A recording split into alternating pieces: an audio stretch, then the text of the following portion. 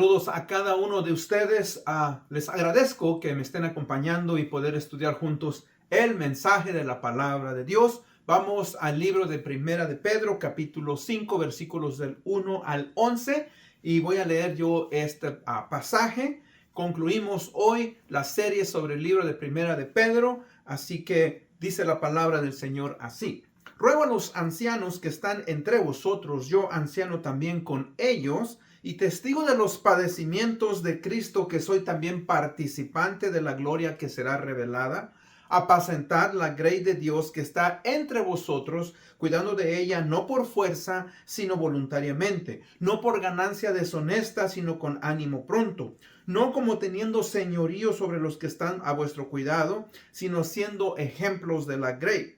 Y cuando aparezca el príncipe de los pastores, vosotros recibiréis la corona incorruptible de gloria. Igualmente, jóvenes, están sujetos a los ancianos y todos sumisos unos a otros, revestidos de humildad, porque Dios resiste a los soberbios y da gracia a los humildes. Humillaos pues bajo la poderosa mano de Dios, para que Él os exalte cuando fuere tiempo, echando toda vuestra ansiedad sobre Él, porque Él tiene cuidado de vosotros. Sed sobrios y velad, porque vuestro adversario, el diablo, como león rugiente, anda alrededor buscando a quien devorar, al cual resistid firmes en la fe, sabiendo que los mismos padecimientos se van cumpliendo en vuestros hermanos en todo el mundo. Mas el Dios de toda gracia, que nos llamó a su gloria eterna en Cristo Jesús, después que hayas padecido un poco de tiempo, Él mismo os perfeccione, afirme, fortalezca y establezca. A Él sea la gloria y el imperio por los siglos de los siglos. Amén.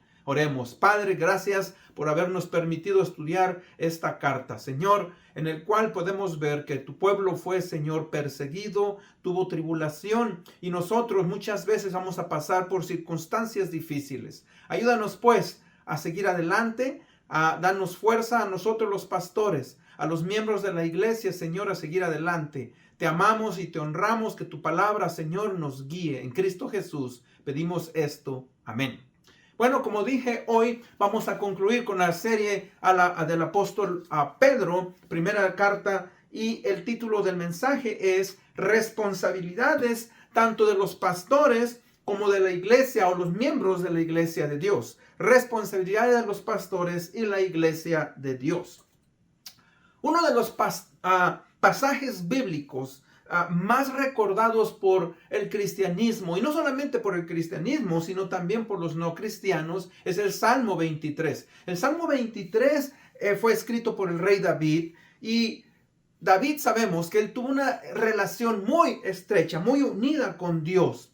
Y esta vino por la experiencia que él tuvo cuando él fue pastor de las ovejas de su padre Isaí. Por eso él escribió el Salmo 23, que dice: Jehová es mi pastor. Fíjese que David expresa esa convicción de verse él mismo como una oveja. ¿Por qué? Porque él como pastor conocía el significado de ser una oveja con una gran profundidad. En el antiguo Medio Oriente, el ser un pastor era un trabajo que era demandante, de gran responsabilidad, y que muchas veces, pues también sabemos que era visto con desprecio.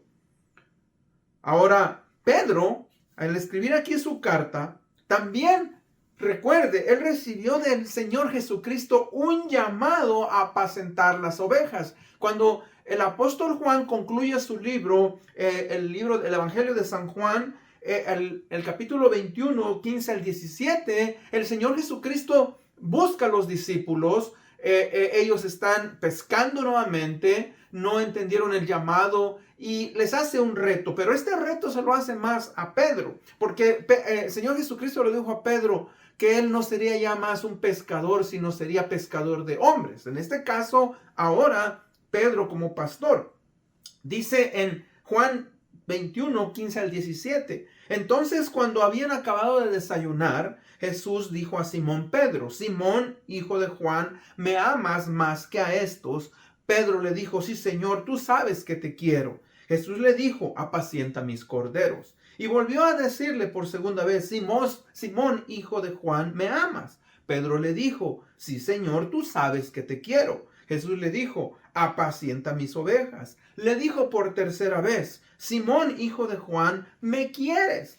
Pedro se entristeció porque la tercera vez le volvió a decir: ¿me quieres? Y le respondió: Señor, tú sabes todo, tú sabes que te quiero. Jesús le dijo: apacienta mis ovejas. Fíjese que ese es un llamado que el Señor Jesucristo le está recordando a Pedro. Ahora, ya que Pedro escribe esta carta, fíjese que ahora él expresa: por tanto, a los ancianos entre ustedes exhorto yo, anciano con ellos, y testigo de los padecimientos de Cristo, y también participante de la gloria que ha de ser revelada. O sea, Pedro, después de varios años ya ha entendido ese llamado, y ahora él mismo se llama como un anciano, un pastor. Y ahí es donde vamos a comenzar el día de hoy. Primeramente vamos a ver pues la posición de un pastor. Y comenzamos con la pregunta. Y la pregunta es pues, ¿qué es un pastor? Bíblicamente y humanamente sabemos que es una persona, un individuo que cuida del rebaño de ovejas. Pero metafóricamente, bíblicamente, metafóricamente, quiere decir uno que tiene cuidado de los miembros de una iglesia. Por eso el Señor Jesucristo en el Evangelio de San Juan le dice: apacienta. Y apacentar es buscar, ¿verdad?, los pastos que van a nutrir a las ovejas.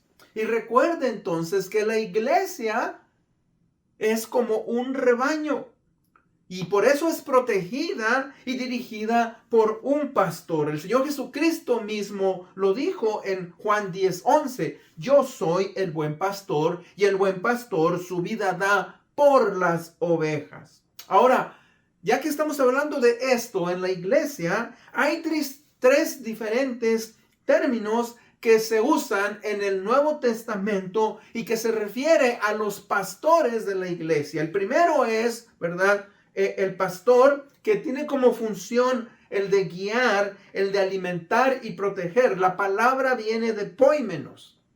Después viene la palabra que está usando aquí, quien es el anciano, y su función es el ser líder, el que imparte conocimiento, quien tiene una experiencia y quien tiene, ¿verdad?, madurez. Y de ahí usamos la palabra presbítero o presbútero.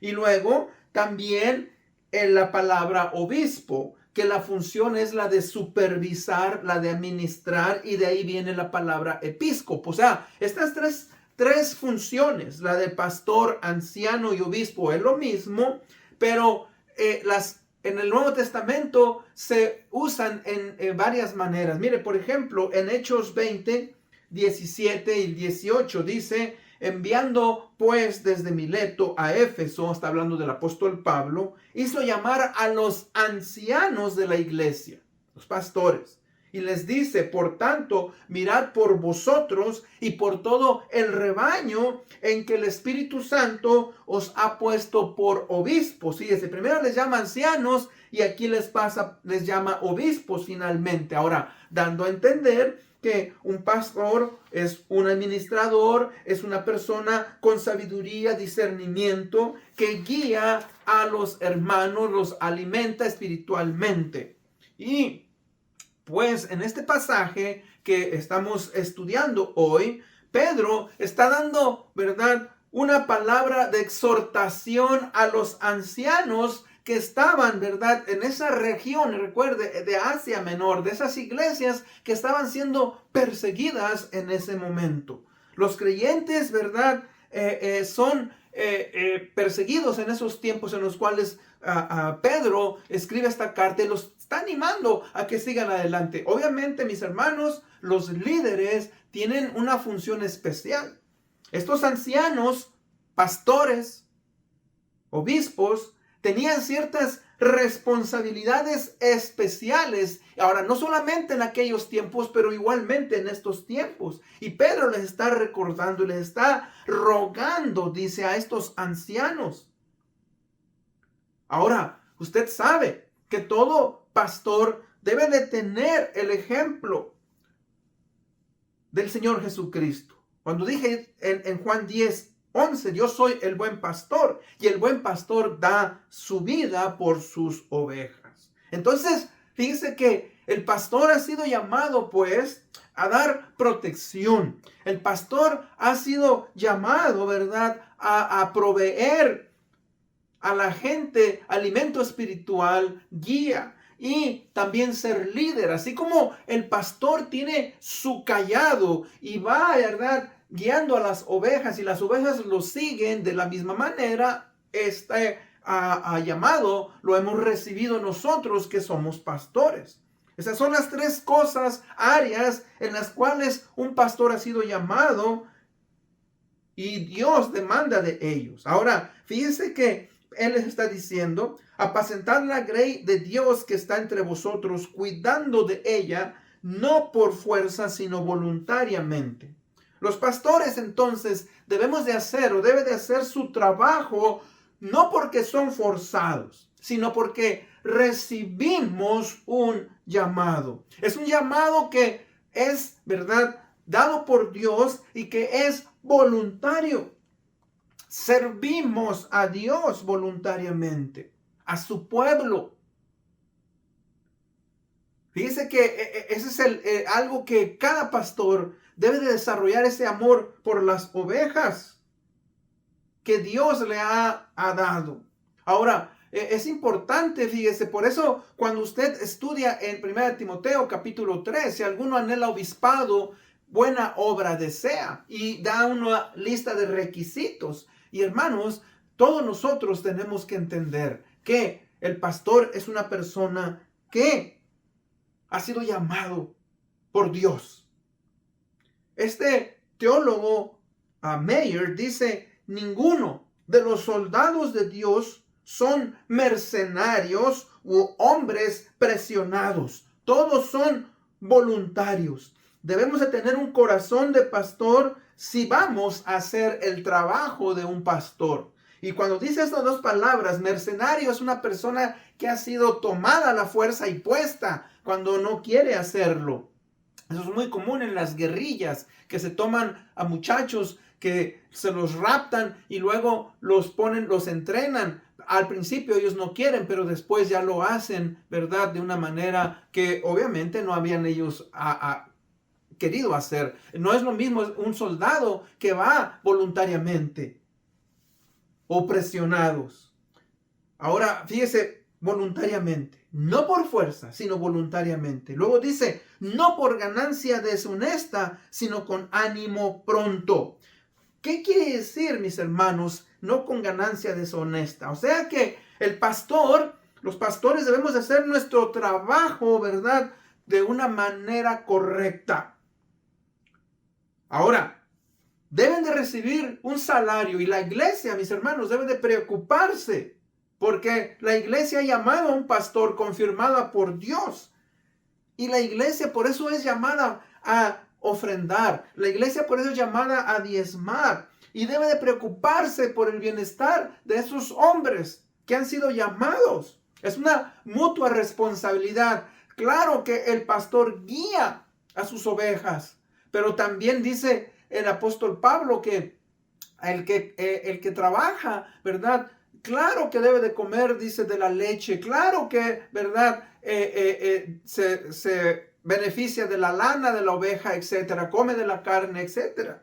Pues de la misma manera nosotros los pastores, ¿verdad?, tenemos que trabajar de una manera honrada y no deshonesta. Ahora, cuando decimos aquí deshonesta, que nuestra motivación, fíjese, no debe de ser de estamos buscando el dinero y estamos, ¿verdad?, desesperados por hacer dinero. Ahora, mucha de esa desesperación, hermanos, que viene a los pastores es porque muchas veces los hermanos no diezman, los hermanos no ofrendan, y el pastor, he conocido muchos pastores que pasan por necesidad. ¿Por qué? Porque su iglesia no se preocupa. Entonces, es importante eso. Luego dice, con no con ganancia deshonesta, sino con ánimo pronto. Ánimo pronto es que nuestra prioridad, mis hermanos, es el de buscar, el de guiar a los hermanos y a las hermanas en la iglesia, ¿verdad? A que busquen honrar al Señor Jesucristo. Ahora, fíjese que el pastorado, mis hermanos, no debe ser un oficio lucrativo,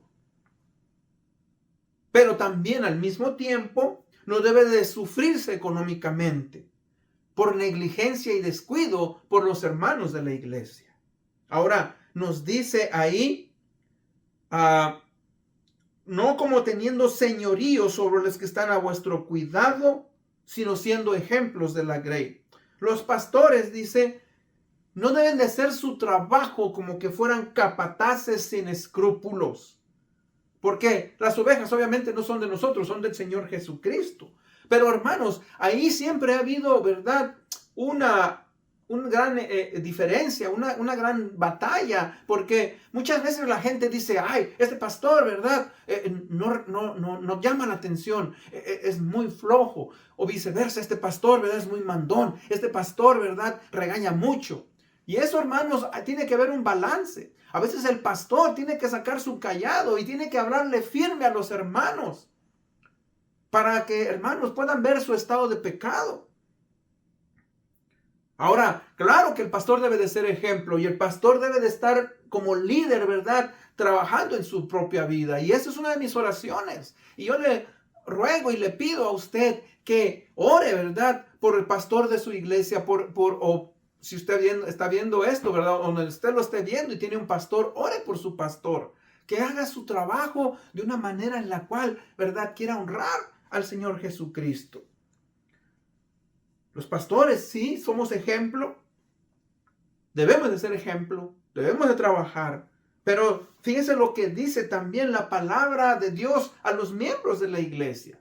Dice la palabra en Hebreos 13:17. Dice, obedezcan a sus pastores y sujétense a ellos, porque ellos velan por sus almas, como quienes han de dar cuenta. Permítanles que lo hagan con alegría y no quejándose, porque eso no sería provechoso para ustedes. Entonces, mis hermanos, fíjense cómo hay un balance aquí. Hay un balance, tanto el pastor como los miembros deben, ¿verdad?, de trabajar en armonía para que la obra de Dios pueda seguir adelante. No es provechoso, mis hermanos, que un pastor, ¿verdad?, esté sufriendo. Que un pastor, mis hermanos, no tenga una visión propia cuando tiene que preocuparse de otras cosas. El pastor, pues, dice aquí la palabra, debe de ser guía, ejemplo de su grey. Ahora, el versículo 4 nos dice, cuando aparezca el príncipe de los pastores, vosotros recibiréis la corona incorruptible de gloria. O sea, Dios va a premiar a los pastores que hacen su trabajo, ¿verdad?, con ánimo pronto. Dios va a premiar a los pastores que le honran y le glorifican. Pero también, mis hermanos, debemos como iglesia animar y apoyar a estos hermanos. La función, como digo yo, de un pastor no es fácil, es difícil. Y tenemos, ¿verdad?, ese deber, los pastores, de pedirle al Señor que nos ayude a funcionar de la manera que Él quiere. Ahora, para esto vamos al punto número 2. Vamos ahora a la responsabilidad de los miembros de la iglesia.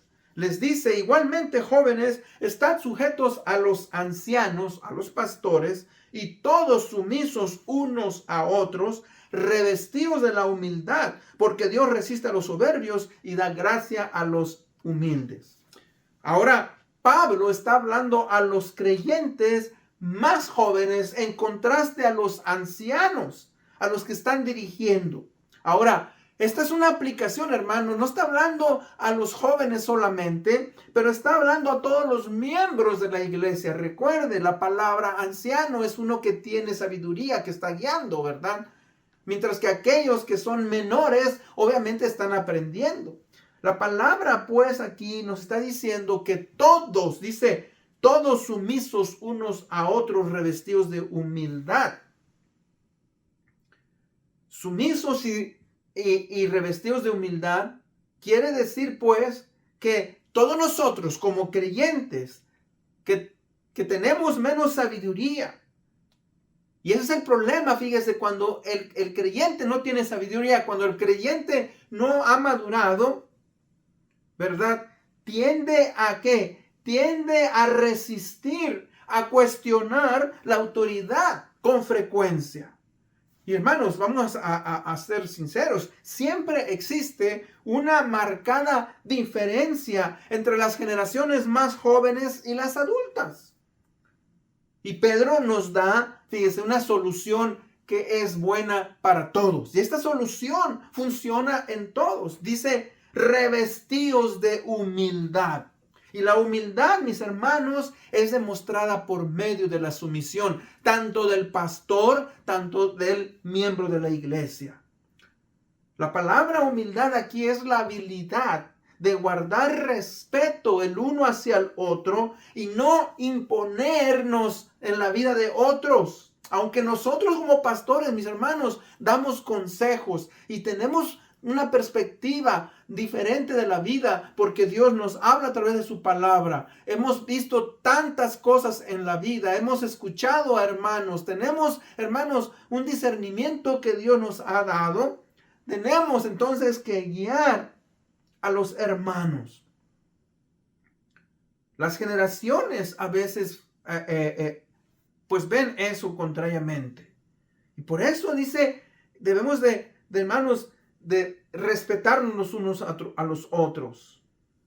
Tanto la iglesia, dejarse ser guiada por el pastor, tanto el pastor guiar a su iglesia.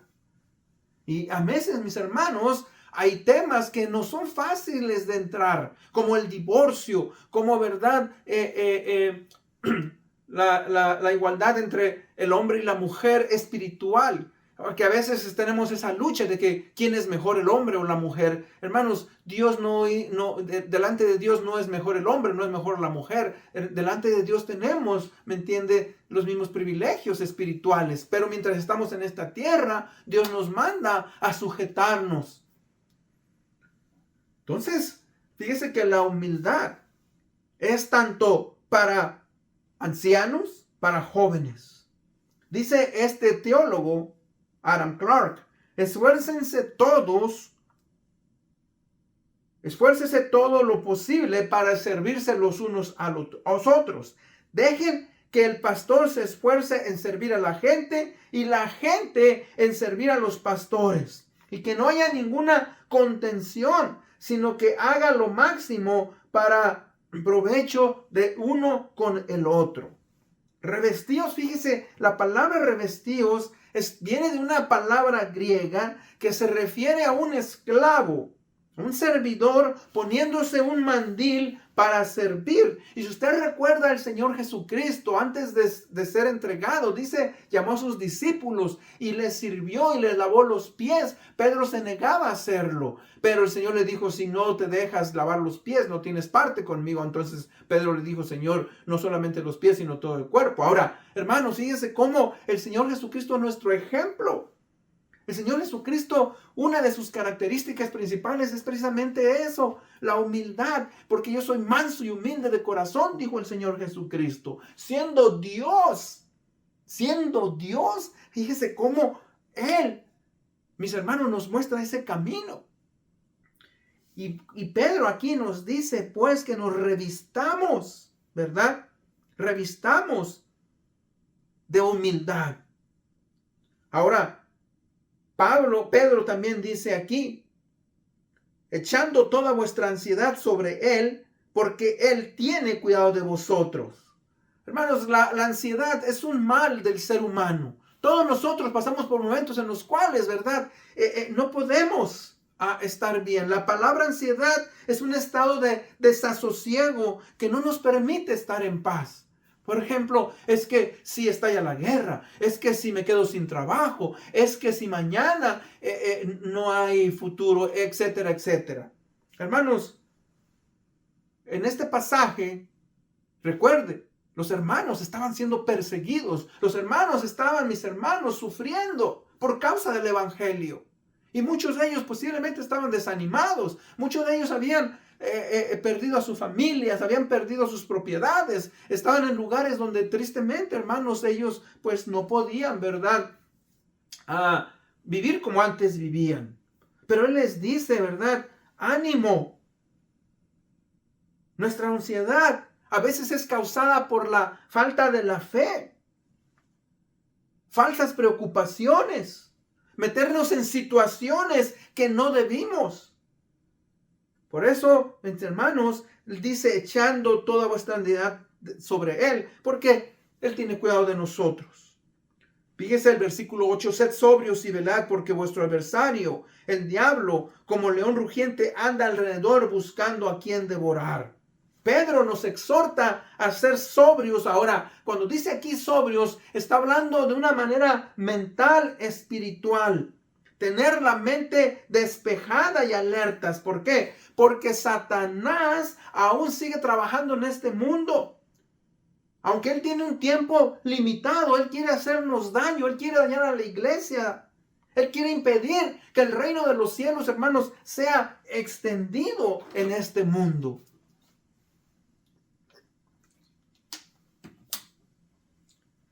Recuerde, aunque Satanás tiene acceso a nosotros, él no es omnisciente ni omnipresente, pero conoce nuestras debilidades, conoce nuestras circunstancias. Y Dios, que sí es omnisciente y omnipresente, Él es el único que nos puede amparar y que nos puede, ¿verdad?, proteger. Al cual resistid firmes en la fe. Resistid firmes en la fe, sabiendo que los mismos padecimientos se van cumpliendo en vuestros hermanos en todo el mundo. Firmes en la fe, fíjese. O sea que dice lo que dice 2 Corintios 4:4, en los cuales el Dios de este mundo, Satanás, ha cegado el entendimiento de los incrédulos para que no vean el resplandor del evangelio de la gloria de Cristo, que es la imagen de Dios. O sea, Satanás no solamente distrae a los cristianos, pero no quiere que las no creyentes escuchen el evangelio y se arrepientan de sus pecados. Eso, mis hermanos, es algo que nosotros debemos, ¿verdad?, de seguir adelante. Satanás, recuerde, es el archienemigo de Dios y él busca apartarnos de los planes de Dios. Quiere desviar nuestra atención. ¿De qué? De nuestra devoción a Dios. Y él va a buscar, mis hermanos, hacer cualquier cosa para que usted y yo no hagamos la voluntad de Dios. Quiere robarnos, fíjese, el gozo, el servicio, el amor a Dios. Resístanlo firmes en la fe. Firmes en la sana doctrina. Firmes en los sufrimientos y persecuciones. Firmes en la oración. Constantes en el servicio, en la asistencia a la iglesia. Por eso es importante que usted y yo, mis hermanos, lo hagamos.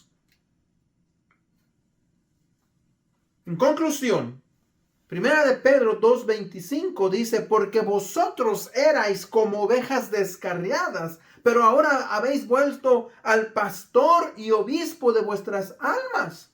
Fíjese que cuando dice la palabra descarriado es que andábamos sin rumbo y dirección en la vida espiritual. Y usted sabe que una oveja que se aparta de su pastor queda sin protección, queda sin guía. Es presa fácil de las fieras. A la intemperie puede morir de sed, de calor, por falta de alimento. Una oveja sin pastor no puede sobrevivir por mucho tiempo. Y de la misma manera, una persona que no entrega su vida a Jesucristo, ¿verdad?, está descarriada, está sin dirección en la vida.